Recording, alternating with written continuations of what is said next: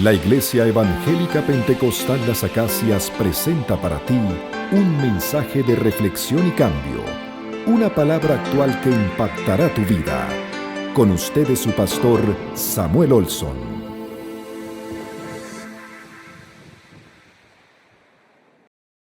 Vamos, camina, camina. Dios mío, perder el tiempo acá, como perdiste en la cancha. ¿Ah? ¿Qué te pasa, vale? ¿Por qué? ¿Ah? ¿Para qué te preparaste hoy en la mañana? ¿Para qué te pusiste ese uniforme y te preparaste? ¿Ah? Para perder el tiempo, mi tiempo preciado. Mira a estos muchachos, los amigos tuyos, Isaías y el otro que no me acuerdo el nombre. Ellos estaban en la pasión del fútbol. ¿Ah? No, pero tú no. Estabas por ahí haciendo qué, no sé. Por favor, de verdad, tengo 5 años pagándote el fútbol, ¿ah? Para que tú me vengas a hacer esto. Oye, Dios mío, por favor. No. ¿Sabes qué? Tomé una decisión. Te voy a sacar del fútbol. Pero papá, no, no sí. sabes. Sí, porque sabes que no sirves para esto. Me tienes obstinado, de verdad. No lo sabes hacer. Dios mío. Dios. ¿Sabes qué? Por estar peleando contigo, se me olvidó que hoy debo predicar en la iglesia. Voy a buscar la Biblia. ¿Qué va? No. ¿Qué va? Ven, mi amor. Ya, papito, tranquilo. Ya, mi amor. En los deportes tenemos días buenos y días malos. Y hoy tuviste un día malo, pero yo te aseguro que vas a tener muchos días buenos, ¿sí? Vente, vamos a preparar la cena.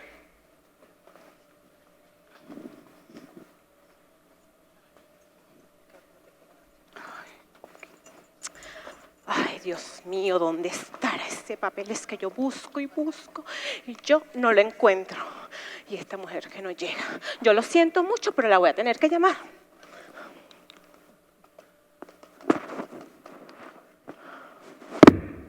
Aló, amiga, ¿dónde estás? En la peluquería. ¿En la peluquería? Fíjate que el jefe ya llegó y anda preguntando por ti. Ay, no, mi amor. A mí me toca dirigir hoy y no pretenderás que voy a ir con estas greñas así. Así que el milagro primero. Ah, sí. Mira, hay una preguntita. ¿A quién vas a enfermar esta semana? Ay, chica, no seas tan exagerada. No voy a enfermar a nadie. Además, no he enfermado a nadie esta semana. Claro, mija, porque hoy es lunes. Ay, bueno, está bien. Mira, tranquilízate, querida. Siéntate, relájate y peínate, que ya voy para allá. Ok, apúrate. Ana, ¿Sonia ya llegó? No ha llegado, jefe. ¿Por qué? Mire, yo creo que ella se le enfermó el hijo. ¿No se acuerda que ella tenía el hijo enfermo? ¿Otra vez se le enfermó el hijo? Ay, bueno, jefe, usted sabe cómo es cuando uno tiene muchachos. Eso se enferma a cada rato. Ah, sí, eso es fijo. Buenas.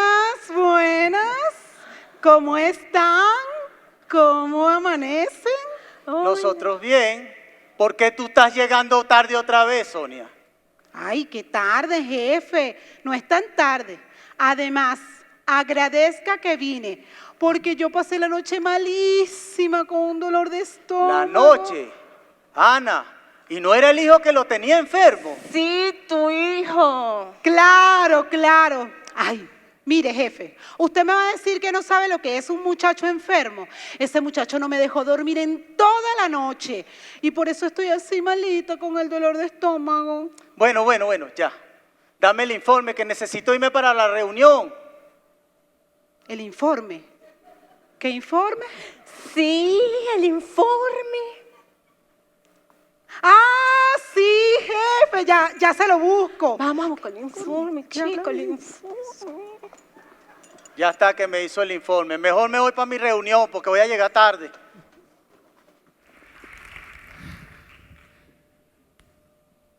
Bueno, los sketches van enseñando detalles en la vida y cómo algunas veces las manejamos a una forma, de una manera y otra. Nos toca hoy hablar acerca de dos dinámicas de la vida: la familia y la vida laboral. Lo que no podamos cumplir hoy lo terminamos el domingo que viene, por el tiempo. A este efecto yo he invitado a nuestro hermano Luis Enrique Gil, quien es profesional, abogado, de mucha experiencia a lo largo del país en el conocimiento de las realidades humanas, pero que en un momento de su historia conoció al Señor. Y como conoció al Señor, empezó a entender la vida con otra óptica, otra manera de ver la vida, como cristiano. Yo le he invitado a que, habiendo dado hace una semana el pasaje de hoy, para que él lo lea no como un predicador, sino que lo lea como una persona como usted y nos dé a él lo que sucede en su mente al leer el pasaje. Cada uno de ustedes está sentado ahí en el culto y algunas veces su mente va dando miles de vueltas porque una sola frase o varias frases empiezan a sacar de sí pensamientos e ideas. Y después uno dice, ¿cómo cabe esto y cómo sirve esto en mi vida cristiana? Bueno, yo pensé, yo creo que sería bueno escuchar. Y en el futuro vamos a ir escuchando de la audiencia con el mismo pasaje, el pasaje que se va a enseñar o predicar, y ver después lo que uno daría como complemento. Va a haber un espacio después que Luis Enrique nos dé sus palabras, que una o dos personas hagan preguntas y él las va a contestar. Y esa pregunta quizás vayan a decir, oye, pero ¿cómo se atreve a hacer esa pregunta dentro del culto? Bueno, yo no sé, porque eso es lo que va ocurriendo. Y después de eso vamos a venir la palabra conmigo. ¿Estamos bien? Así que nos metemos en ese tipo de pensamiento, y atmósfera, por decir algo. Pero primero vamos a leer el pasaje. Vamos a leer el pasaje para los que están en sonido, desde el versículo 18 al versículo 1 del capítulo 4. Capítulo 3, versículo 18, en adelante hasta el final, y el primer versículo del capítulo 4. Y después Luis Enrique va a pasar, ven Luis, y va a pensar en voz alta todo lo que ha venido pasando por sus pensamientos en estos días. Vamos a leer el pasaje, 18 en adelante. 18, por favor, 18. Ok, perfecto. Casadas, estad sujetas a vuestros maridos, como conviene en el Señor. Maridos, amad a vuestras mujeres y no seáis ásperos con ellas. Hijos, obedeced a vuestros padres en todo, porque esto agrada al Señor. Padres, no exasperéis a vuestros hijos para que no se desilusionen. Siervos, obedeced en todo a vuestros amos terrenales, no sirviendo al ojo como los que quieren agradar a los hombres, sino con un corazón sincero, temiendo a Dios. Y todo lo que hagáis, hacedlo de corazón como para el Señor y no para los hombres, sabiendo que del Señor recibiréis la recompensa de la herencia, porque a Cristo el Señor servís. Mas el que hace injusticia recibirá la injusticia que hiciere, porque no hay acepción de personas. Amos, haced lo que es justo y recto con vuestros siervos, sabiendo que también vosotros tenéis un amo en los cielos. Palabra. Pincelazos que le da Pablo a los hermanos de Colosa que están empezando su vida en Cristo y tienen que aprender lo que no sabían antes, porque están cambiando de un mundo y una cultura a la cultura cristiana. Bueno, Luis Enrique, ¿qué sucedió en ti cuando leíste esto y hoy lo has vivido varias veces? ¿Dónde va tu corazón, tu mente? Buenos días, hermano. Bueno, lo primero que se me viene a la mente es digamos, la hilación de lo que venimos aprendiendo o estudiando a lo largo de tus diversas prédicas, que es el tránsito que plantea Pablo del viejo hombre al nuevo hombre. Es el planteamiento del hombre nuevo tras el conocimiento de la verdad cristiana. Entonces, bueno, meditando en esa palabra, yo digo, bueno, pero ¿cómo es ese viejo hombre? O sea, conceptualicemos a ese viejo hombre. Y entonces hago mano de un autor alemán, hijo de un pastor evangélico, que escribió un libro que se llama El Leviatán, que es Thomas Hobbes. Muy importante para lo que sucedió en el mundo en el siglo XVI y el siglo XVII, que es cuando ocurrieron las grandes transformaciones de los sistemas políticos. Hobbes decía que había tres grandes razones de discordia en el hombre. La primera es que el hombre desea cosas, desea bienes materiales, y los desea porque a través de la vista va entendiendo la vida y va recibiendo información. Y esas cosas materiales van convirtiéndose en instrumentos muy deseados para la comodidad de su vida. Usted tiene carro, tiene casa, tiene un techo, y esos bienes materiales les vamos dando valor. Lo valoramos a tal punto que somos capaces, decía Job en aquel tiempo, que el hombre podía asociarse con otro para quitarle a otra persona lo suyo, y llevaba a las personas a tener un estado de guerra permanente. Entonces, ansiar cosas, darle valor a esas cosas, te da una noción de poder, y ese poder puede llevarnos a un estado de guerra permanente. Y si eso lo asociamos con la valoración que tiene cada quien de sí mismo, por eso en otro paraje Pablo dice que cada quien piense con moderación de sí mismo, porque entonces nos creemos más que todo el mundo. ¿Qué pasa allí? Allí entramos en conflicto. Y ahí es donde Job plantea la creación de un Estado, que cada quien ceda un poquito de su ambición, de su poder, para crear un Estado que norme nuestras vidas. Así nace el Estado absolutista, los reyes, la monarquía en el mundo. Pero ¿quién le pone coto a ese Estado? ¿Quién le pone una frontera al poder que se establece para normar nuestras vidas? Entonces, por encima de ese poder está Dios. Y por eso es que muchos pueblos en el mundo, cuando han puesto a Dios por delante de sus ambiciones, cuando han puesto su país al servicio de Dios, entonces prosperan. Y ahí fue la reflexión que me vino con ese paraje, porque dice, amos, creo que es al final, ¿no? Al final, sí. Tratad con justicia a sus siervos, porque por arriba de ustedes hay alguien más. En todos los años que yo tengo asesorando empresarios, políticos y todas esas cosas que he hecho en mi vida, no he visto un vicio que pierda más al hombre que el poder, porque no tienes límites, crees que lo puedes hacer todo. En un país como Venezuela, que tiene muchos recursos, cuando alguien tiene poder y se vuelve loco y nos afecta, así como en otros países. Pero ha habido países que han puesto por encima de ello a otras cosas que no son Dios. Por ejemplo, Haití, que debe su independencia a un ritual vudú, y otros países que están, cuando uno los compara con países como los nórdicos, como Alemania, como los suizos, como Inglaterra, que pusieron delante de ellos y ofrecieron su país y sus leyes al Señor, entonces han prosperado. Básicamente esa es la reflexión que me da esa lectura.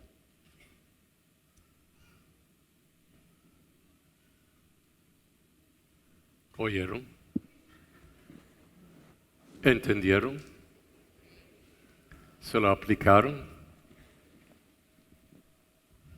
Todo eso viene cuando Luis Enrique desarrolla en su pensamiento lo que le dan estos pasajes que tienen que ver con la estructura social, la estructura de la familia, la estructura laboral, que era muy distinto a lo que ocurría en el tiempo de él bajo el imperio del César. Ahora hay una comunidad totalmente distinta que se sujeta a la palabra. Y esa palabra es la reflexión de la ley que Dios establece para los hombres. Y por eso empiezan a nacer naciones cristianas donde el rey no es ley, sino que la ley es rey. De ahí se va desarrollando todo el concepto de países democráticos, donde la gente, en obediencia a las leyes que ha establecido, empieza a decidir quiénes pueden establecer su gobernante, pero siempre sujetos a la ley establecida. Y la ley establecida tiene su origen en los valores y los principios judaico-cristianos, en que vivimos en un orden y todos nos hemos sometido a ellos. Así que Luis Enrique nos ha dado esta óptica, empezando con Thomas Hobbes, el Leviatán, y la concepción del ser humano en la creación de un estado donde todos nos sujetamos a una ley. No sé si algunos le tienen una pregunta a Oscar, pues tengo a Oscar, ya va Oscar, ya va, a Luis Enrique, ante lo que le escucharon a él decir. Ya va Oscar, ya va, vamos a ver si hay otro que tiene una... Él está así con... ¿Hay alguna pregunta? Ajá, la hermana Carmen. Bueno, felicitaciones, Luis Enrique. La pregunta. Bueno, Venezuela también surgió producto de una... ¿Me paro? Ok. Venezuela también surgió como un Estado independiente en base al respeto de las leyes, división del poder, donde había equilibrio de justicia, ¿verdad? Legislativo, ejecutivo, judicial. ¿Qué pasó ahora? Que estamos realmente viviendo una crisis estructural profunda, ¿verdad? Que hay que revisar. ¿A quién le estamos dando preeminencia ahorita? ¿A nuestro Dios poderoso o a otros dioses? Esa es mi pregunta. ¿Por qué? Porque es verdad que yo estoy pensando que en Venezuela actualmente el poder no se lo estamos dando a Dios y por eso la crisis. ¿Es así, Luis Enrique? Bueno, Venezuela siempre ha sido un país muy problemático, ¿no? En su historia ha tenido muchísimas batallas, muchísimas guerras, ¿no? Pero a raíz del año 1914 ocurre algo en Venezuela que cambia su historia, que es la aparición del petróleo. Y el petróleo empezó a darle unas ganancias o unas regalías muy grandes a la República. Y eso generó un Estado, un gobierno muy poderoso.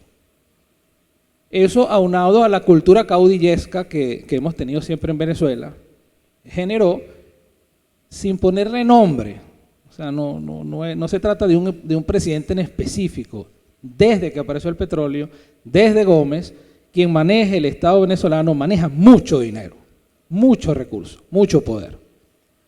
Y el equilibrio de poderes que plantea la hermana Carmen es necesario para poder establecer un país que pueda tener, primero, una sujeción a las leyes, porque ese fue el primer debate que se llevó a cabo en el siglo XVI, cuando Calvino plantea, en el medio de la discusión de la Reforma, por qué los hombres debían sujetarse a las leyes y no al monarca, y no al rey, sino que se sujetaran a una ley que fuera igual para todos.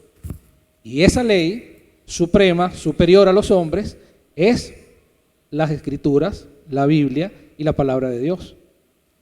De manera que cuando usted observa a un presidente, a un mandatario, exagerar en su presencia, tratar de copar todos los escenarios, usted está observando a una persona que se está extralimitando en su capacidad o en sus deberes, y empieza a aparecer el fenómeno del caudillo venezolano, que no es propio tampoco de Venezuela nada más. Toda Latinoamérica sufre ese fenómeno. Pero básicamente el equilibrio de poderes, por supuesto, ayuda a que podamos vivir en una relativa paz porque cada poder se vigila. Pero sobre todos esos tres poderes y sobre la ley, tenemos que buscar gobernantes que pongan primero su fe en Dios para poder arreglar sus pasos.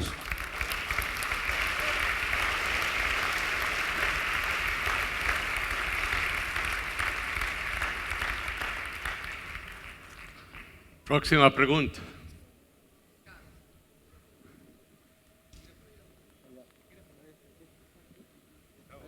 Ajá, Piña. Alejandro. Él, aquella y aquel. Son tres preguntas y nos quedan. Ya, si no, no hay un cuarto. Conociendo el contexto que tenemos aquí en Venezuela, ¿qué recomiendas según el texto en Colosense o qué recomiendas para las familias?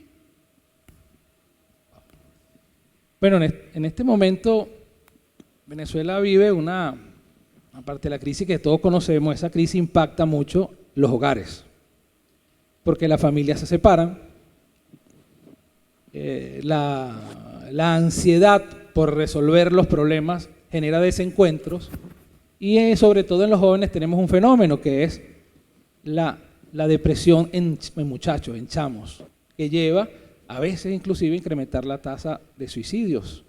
Es alarmante lo que vivimos hoy. Pero frente a esto, nosotros debemos perseverar en el amor, que es lo que hemos venido hablando en los otros cultos. Cité en el culto anterior, me recordé de una frase de Martin Luther King que citaba el reverendo Michael Curry en la boda de Christian, de Meghan y el príncipe Harry. No sé si se acuerdan de esa boda. El reverendo decía, o citaba a Martin Luther King diciendo que el mundo debe redescubrir el poder del amor, debe redescubrir el poder redentor del amor. Cuando eso ocurra, tendremos un mundo mejor. Y comparaba el proceso de redescubrir el amor con redescubrir el fuego y poder cambiar todas nuestras vidas. Cuando usted tenga en su casa, en su oficina, en su sitio de trabajo, una situación difícil, persista en el amor. Cuando usted tenga problemas con su esposa y lo regañe y se ponga a pelear, o el marido se porte mal, o el hijo se haga locuras, persista en el amor, ámelo. Porque persistiendo en el amor es que usted puede realizar el mandato que Jesús nos dio, que es amar los unos a los otros.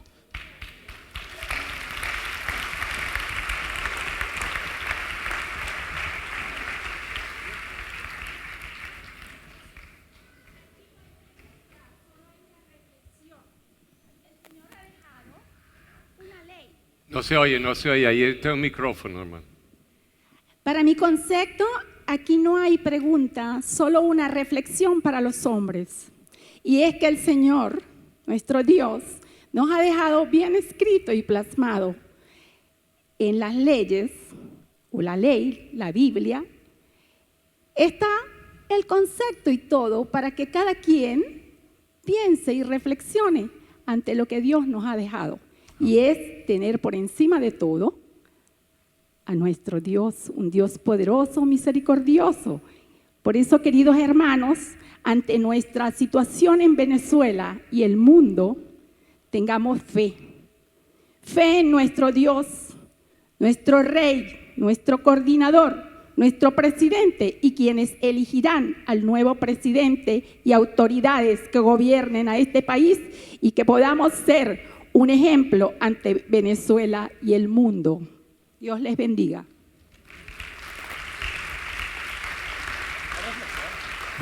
Ya lo dijo, ¿verdad? Por aquí, Enrique, Jean. Buen día, Dios les bendiga. Quería traer a colación un tema que vamos a hacerlo lo más corto posible, pero quería saber si estás al tanto de lo que está sucediendo en Brasil, con el nuevo presidente de Brasil, Jair Messias Bolsonaro. En Brasil sucedió algo, o está sucediendo algo realmente interesante, porque tenemos un presidente que ciertamente, como usted dijo empezando, ha colocado, o eso es lo que parece, de hecho su esposa, que aunque es la tercera esposa, es una sierva de Dios desde que era adolescente prácticamente, y ella realmente lo ha llevado por toda la senda, o ha tratado de llevarlo por la senda de los caminos del Señor y de la palabra. Cuando el presidente Bolsonaro inició la campaña, él inició su campaña con un pasaje bíblico. Ahora no recuerdo el versículo, pero dice, y conoceréis la verdad, y la verdad vos libertará. Así arrancó él la campaña hace 4 años. Cada vez que él finaliza un meeting o un discurso o cualquier presentación que él hace, él siempre finaliza con Brasil por encima de todo y Dios encima de todo. ¿Ok? Él ha presentado, él ha puesto, hasta el día de hoy, han pasado apenas 5 meses de gestión, pero él ha colocado a Dios por encima de todo. ¿Está bien? Inclusive sobre Brasil. Entonces, quería saber si conoces el efecto que está sucediendo. Bolsonaro ganó la presidencia con una campaña de solo $1 millón. Es una de las campañas más baratas que hemos tenido en décadas. Y quienes le hicieron la campaña al presidente Bolsonaro prácticamente fueron influencers, youtubers, ¿ok? Realmente quería saber, en comparación con Venezuela, qué está pasando en Venezuela o qué podría suceder para que la cosa cambie y nos enrumbemos más o menos en el camino de Brasil. La pregunta es... Bueno, mire, efectivamente, el presidente brasilero tiene su esposa que es cristiana y es el líder de las iglesias allá. En Brasil, la iglesia evangélica tiene mucha influencia, de manera que no es atípico ver a un político hablándole a la iglesia evangélica de manera más directa. Ahora, la palabra dice adorar en espíritu y en verdad, ¿correcto? Usted me corrige, pastor. Adorar en espíritu y en verdad. Nuestra adoración, nuestro culto es nuestro. El amor que nosotros damos es al prójimo. Entonces hay que tener mucho cuidado con estas cosas que pueden ser a lo mejor utilizadas para la propaganda política. Eso no quiere decir que Bolsonaro no esté hablando en mi espíritu y en verdad. Eso lo sabe él, su corazón, y lo sabe Dios. Pero lo que debe hacer el cristiano es procurar esa adoración en lo profundo de su corazón y en su relación con las personas. Eso básicamente es lo que yo te diría, es mi percepción. Y en la medida que ese presidente lo haga bien, en la medida que actúe acorde a la palabra y a los mandamientos en su acción, entonces Dios juzgará que está utilizando la palabra como debe ser. Por eso siempre hay que tener mucho cuidado. Gracias. Último, no. Levantaste el dedito muy tarde, Diomar. Hermano Luis, por ahí hay un dicho que dice que la voz del pueblo es la voz de Dios. Y cuando un pueblo elige gobernantes y estos gobernantes son mal gobernantes, ¿Dios se equivocó? ¿Ah? Bueno, ¿Está bien? está bien. Y si me lo permite el pastor, la segunda pregunta es, en los Estados Unidos hubo recientemente una elección entre Hillary Clinton y Donald Trump. A mí me gustaba Hillary Clinton, porque no me gustaba Trump por su irreverencia. Pero Hillary Clinton sacó más votos que Donald Trump, y Donald Trump fue el presidente de los Estados Unidos y ha hecho una buena gestión, ha sido un presidente de los mejores que ha tenido Estados Unidos. ¿Qué pasó allí? Sacó más votos Hillary Clinton y ganó el que sacó menos votos. ¿Lo puso el Señor? Mira, es una curva, ¿viste? Bueno, vamos a comenzar por la última pregunta. Estados Unidos tiene un proceso electoral diferente al venezolano. Ellos son una federación y esa federación son como países autónomos que se unen y mandan unos delegados, y por eso ustedes ven que Hillary pudo haber sacado más votos y Trump haber ganado, pero tenía más delegados. efectivamente Trump, al igual que Bolsonaro, tiene un grupo que lo rodea que también son evangélicos, son cristianos, son protestantes. La cultura protestante en Estados Unidos es muy grande. Pero bueno, también Putin tiene amigos cristianos, ¿no? Busquen en YouTube los videos de Putin hablando sobre los valores cristianos y encontrarán también, o sea, los dos líderes mundiales, hoy, Donald Trump y Vladimir Putin, son los líderes mundiales más importantes. Y ambos tienen un apego a la palabra y a la doctrina cristiana. Juzguemos a ver quién lo dice de verdad, quién lo dice de corazón, quién hace lo correcto. Eso corresponde a las personas naturales de cada país y a nosotros como observadores, pues moderarlo o criticarlo. Con respecto a la primera pregunta, que es si Dios se equivoca, yo creo que el pueblo a veces se equivoca, pero las equivocaciones son parte del plan. A veces cuando nosotros erramos y somos corregidos por nuestros padres, ese error y esa corrección nos ayuda a tener un mejor futuro y a corregir los errores. Hay momentos en que las naciones toman decisiones, pero es parte del plan de Dios tomar decisiones y luego corregir el camino si hay que corregirse. Recuerden que para nosotros la historia es corta, porque nosotros vivimos 80, 90, 100 años a lo sumo, pero la historia de Dios es larga y usted no sabe por qué estamos viviendo eso. Por eso es que la palabra dice: alabad al Señor en medio de las tribulaciones. ¿Por qué vamos a alabar al Señor en medio de las tribulaciones? Si estamos mal, estamos sintiéndonos mal o tenemos un problema. Lo alabamos porque sabemos que Él tiene un propósito para nuestras vidas y que ese tráfago, ese problema que estemos pasando en un momento va a fortalecernos para salir adelante en el futuro y cumplir ese propósito. De manera que si se equivocan los pueblos es para su corrección.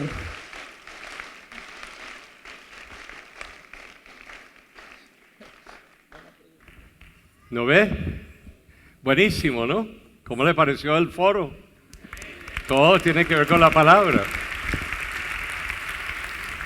Y ha recibido una respuesta, no la respuesta, pero ha recibido respuesta ante inquietudes que todos podemos tener. Imagínense si 100 de ustedes hubieran hecho una pregunta hoy, con todos los 5, ¿ok?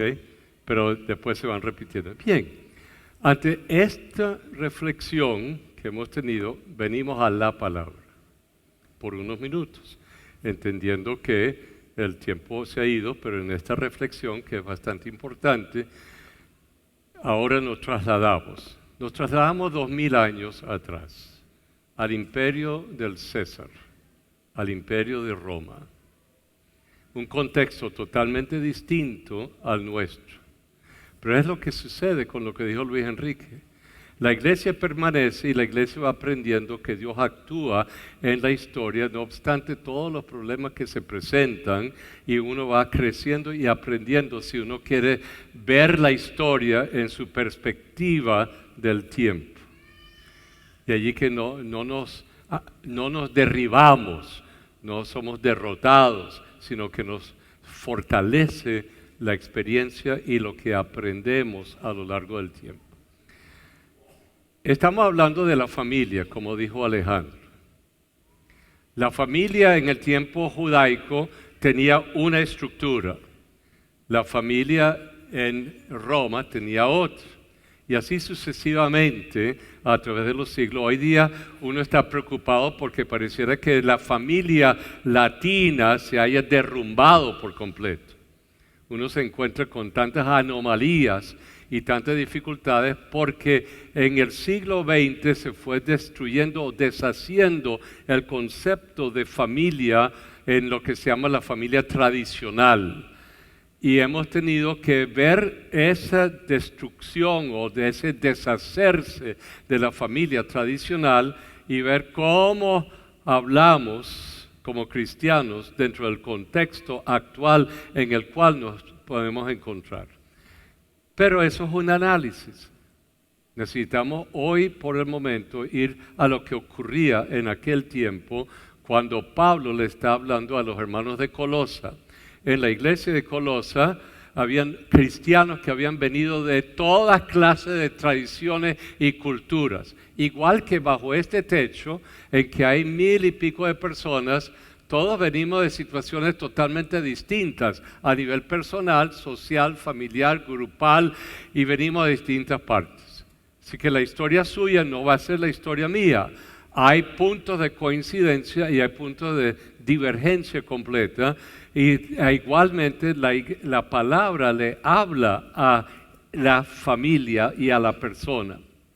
En este contexto, la familia judaica era más o menos así. La mujer era secundaria en el contexto y el hombre era la cabeza de la familia. La mujer no tenía un gran rol, con las excepciones de aquellas damas que habían sobresalido por una razón u otra dentro de la sociedad. No tenía un lugar. Era, no quiero decir una cosa, pero no se le tomaba muy en cuenta, ¿okay? En el tiempo judaico y aún después. Pero como un ejemplo, la mujer no podía divorciarse. La única razón por qué la mujer se podía divorciar era si el esposo había apostatado de la fe o si el esposo había violado a una joven virgen. Ella podía decir me divorcio y si lo podía probar, se podía divorciar.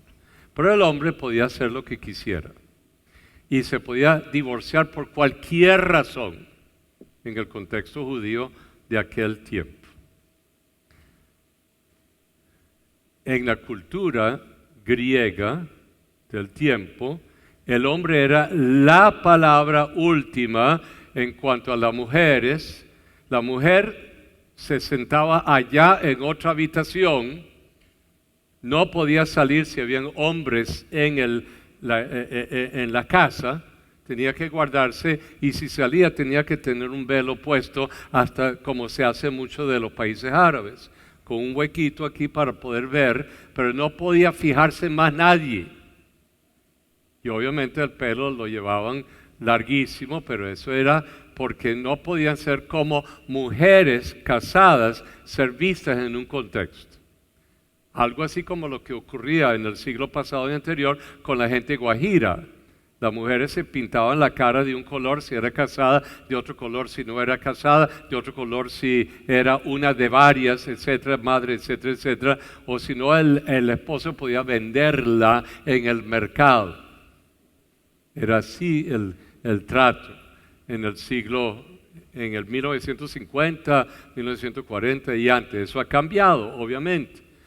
En el contexto griego y después el romano, la mujer no tenía ningún lugar. Ningún espacio. El esposo hacía lo que quería, pero la mujer no podía. Y si no, se le trataba como chatarra humana. A menos que hubiese sobresalido por X razón. Los niños eran cosas. El papá, si disgustaba con su hijo, lo podía botar de la casa, le podía quitarle de la vida, lo podía vender como un esclavo en el mercado, lo que quisiese. Y a los esclavos, si ya no eran útiles, se les mandaba afuera y que se murieran de hambre. No se le daba ninguna razón y la ciudad de Roma estaba, el 50% de la sociedad romana eran esclavos, que habían sido traídos de las guerras en los distintos países como súbditos y después puestos en el mercado y eran comprados y servían. Y dice, pero bueno, no habían revueltas, sí, hubo revueltas de algunos esclavos, pero como no tenían el poder, perdían. Pero uno de los famosos esclavos de su tiempo se llamaba Espartaco. Eso es una película que algunos de ustedes han visto del esclavo de Espartaco, pero perdieron la guerra, perdieron. Algunos quizás tenían alguna clase de reconocimiento de parte del amo, pero era el amo. Pero recuerden, aquí dice, el amo tiene que tratar con justicia y equidad a su esclavo, porque ahora son cristianos.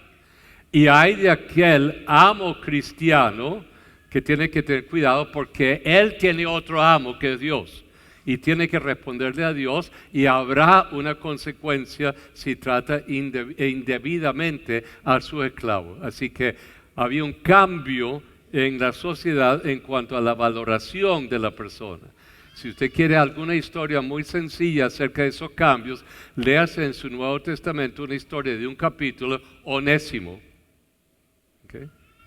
Onésimo, que se convirtió a Cristo en Roma, Filemón, que se convirtió a Cristo en Roma y estuvo con Pablo 2 años y viniendo a ser transformado, Pablo manda a Filemón a la casa de donde venía, a la casa de Onésimo, que era su antiguo dueño, y Pablo le dice, ahora recíbelo como un hermano tuyo en Cristo. Fíjense la transformación completa, porque ahora eran cristianos. Bueno, ahí estaba la gente, en la ciudad de Colosa, con todas esas tradiciones, con todo su pensamiento de cómo el amo cambiaba y porque estaban venían de todas las distintas religiones, estaban bajo el imperio romano, una infinidad de situaciones donde la persona se veía a sí mismo de distinta manera. Unos esclavos, otros mujeres, otros niños y otros los amos. Y hacían culto al Señor. Pero había habido un cambio, una transformación de su vida. Pero tenían ahora que aprender cada uno que era ser cristiano ahora que habían recibido al Señor. Cómo se comportarían los cristianos. Y a eso Pablo se dirige con algunas cortas frases. Si usted quiere, hay libros sobre la familia cristiana, textos, muchísimo. Pero aquí Pablo, en 5 o 6 versículos, empieza a decirle, hermanos, hermanos, hermanos, hermanos. Como un ejemplo, usted sabe, hoy en día, ¿se acuerda? Ya no queda mucho, pero la cultura machista que había en Venezuela, ¿se acuerdan de eso?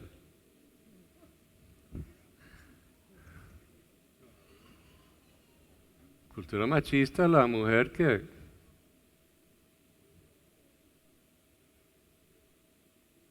pero el macho viene a convertirse a Cristo.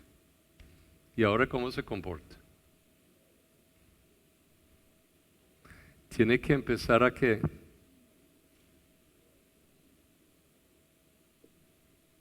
Y sabe que eso cuesta cambiar. Igualmente la mujer tiene que reaprender. Yo me acuerdo de una familia aquí donde él estaba buscando el divorcio porque y viajaba por todas partes.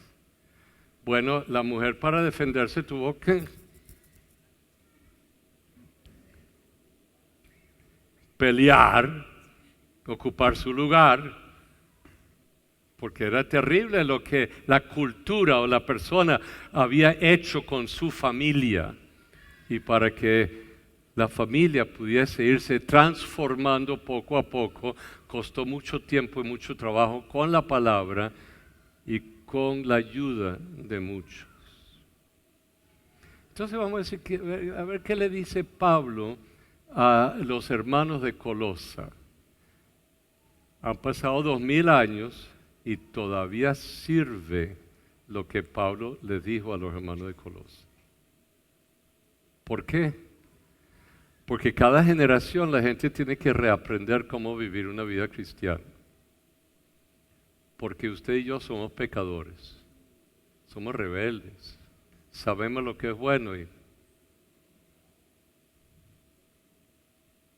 recuerden lo que dice el Antiguo Testamento, el pecado de uno va a impactar 5 generaciones. La bondad de un hombre y una mujer de Dios impacta también, ¿qué? 4 o 5 generaciones. Pero en la segunda, tercera generaciones, el nieto empieza a aflojar. El hijo, el nieto empieza a aflojar y perder la noción de lo que debe ser y cómo vivir. Y tiene que reaprender, tiene que reconvertirse para empezar de nuevo. Por eso uno dice, nací católico, pero yo no sé nada de eso. Bueno, el católico genuino tiene que nacer de nuevo, tiene que empezar de nuevo. No simplemente haber nacido y ser bautizado en la Iglesia Católica. No, ahora tiene que reempezar de nuevo su forma de la vida en Cristo. ¿Están conmigo? Así que vamos a una sola frase porque ya es la 1 y hemos hecho mucho trabajo. ¿Okay? Empezamos y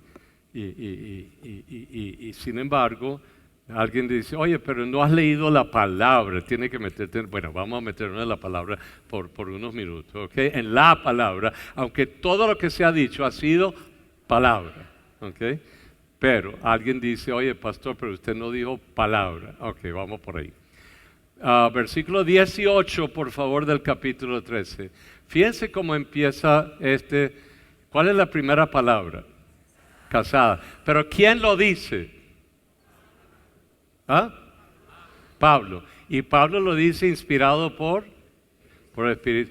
Pero si el esposo dice, yo le digo a Nancy, la palabra dice que tú te tienes que sujetar a mí.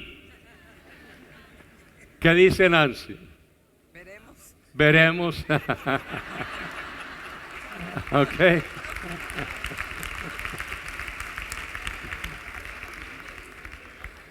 Pero si Nancy lee la palabra solita, sin la interferencia del esposo, la palabra le habla a ella, directo. ¿Okay? Y es otra cosa. Empieza a reflexionar. ¿Qué significa eso? Dios me está diciendo que debo ¿qué? Sujetarme. Pero hay varias cosas en esto. Varias cosas. Primero, cuando venimos a ser cristianos, empezamos a descubrir la paternidad de Dios. No es un Dios lejano que castiga y que hace.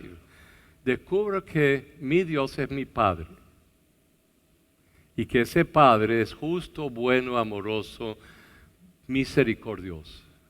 Si Él es así, entonces yo, ¿qué? Debo ser así. Y no solamente el Padre, sino la Madre también. Porque es el Padre de todos nosotros. Entonces, ahí dice, imítenme a mí como yo, hecho a la imagen y semejanza de Dios. Ok. Empieza a crearse en mí la conciencia de que en mi imitación de Dios, en Cristo, empiezo a entender que hay otra manera de vivir, otra manera de ser. Y eso empieza a decirme mucho a mi persona. La otra cosa es que cuando me encuentro con Cristo, es que ahora no es uno que manda. Ahora hay una relación entre dos personas. Y en esa relación entre las dos personas se asume una obligación mutua. Yo hago, y en este caso Nancy hace. Las dos cosas se mueven y se comparten en equipo, en obligación mutua, en una relación que las dos personas se tienen como criaturas de Dios, hechos a la imagen y semejanza. Así que hay dos personas que ahora tienen que actuar en obediencia a Dios. ¿Están conmigo? Eso cambia el panorama totalmente. Hay un proceso de trabajo juntos en que cada uno tiene una relación y una obligación o una función particular. Entonces Dios le habla, en este versículo, solamente aquí, Dios le está diciendo a quienes, a las casadas. ¿Y cuál es la próxima palabra? ¿Está en qué? ¿Está en qué? Sujeto. Sujeto. Vamos a ver cómo interpreto yo esa palabra sujeción. Si usted quiere, lo interpreta como mucho de sumisión. Tiene que someterte. ¿Y qué dice Nancy? ¿Ah? Sostenerme. No, pero ¿qué dice con la palabra sumisión? Ah, no me gusta. Por eso yo prefiero sostenerme, no someterme. Sí, yo sé. Ya veremos.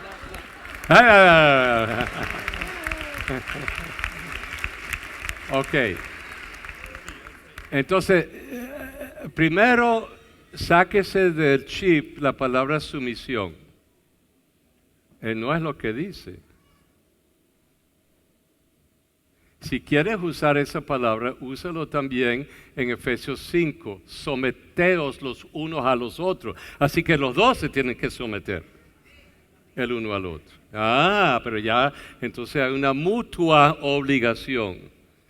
Entonces puedo decir sujetaos los unos a los otros. ¿Ok? Ya eso me cambia mi enfoque, mi forma de ver a la otra persona. ¿Qué significa eso de sujetarse? Hay varias. Nancy dice sosténme, ¿no? Sosténme. ¿Ok? O párate un minuto. No voy a hacer nada. Yo te sostengo. ¿Qué sucede? Aquí. Me apoyo. Okay. Me apoya, se apoya. ¿Ok? Ahora, si yo hago esto, eso es otra cosa. Voy a decir algo. Ajá, va a decir, ¡opa! Es interesante que cuando hay la marcha nupcial, ¿quién es el que tiene el brazo principal? El varón, ¿verdad? Y la mujer se sostiene. Pero cuando a veces, ¿qué sucede? Que es al revés, uno se siente incómodo, ¿verdad? Porque es así. El hombre es la figura fuerte, directiva, pero tiene que estar en esa mutua comunicación, mutua dependencia, mutua confianza. Y el amor es así, se tiene que basar en esa confianza mutua. Porque si el hombre no tiene confianza en la mujer o la mujer en el hombre, las cosas no van a marchar.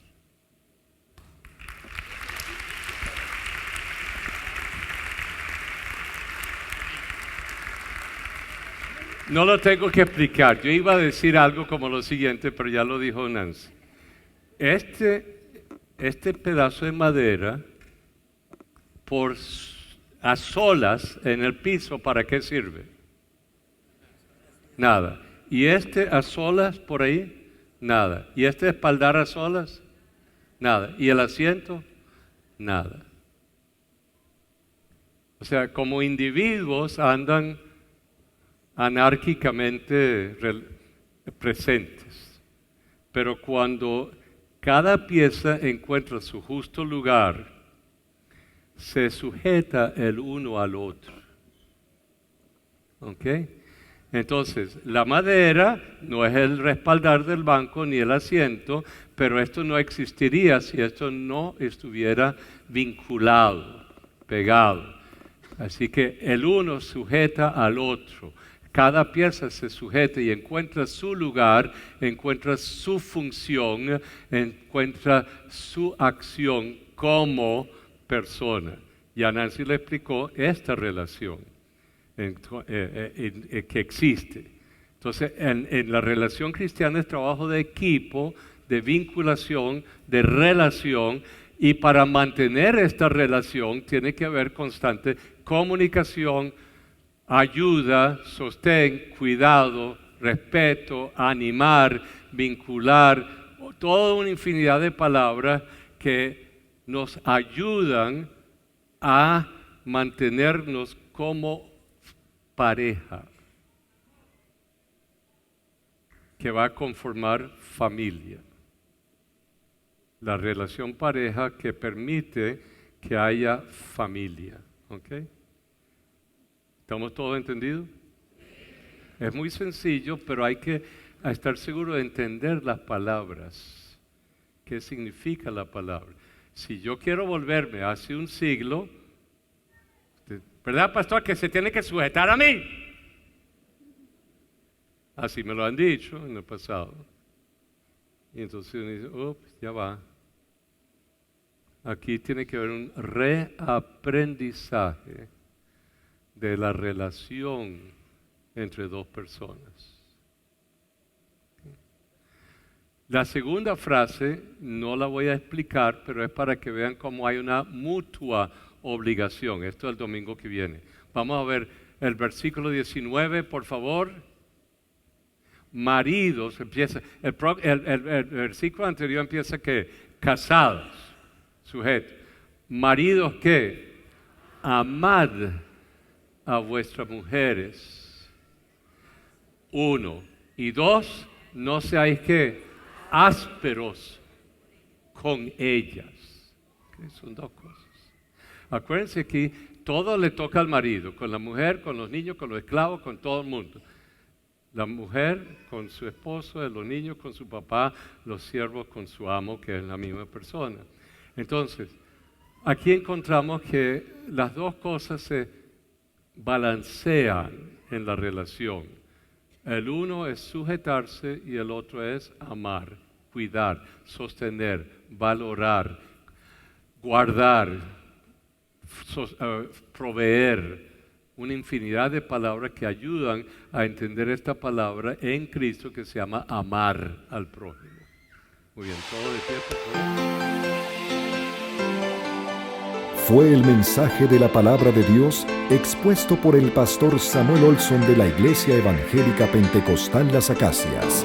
Si deseas adquirir este material, puedes llamar al teléfono 213-7031.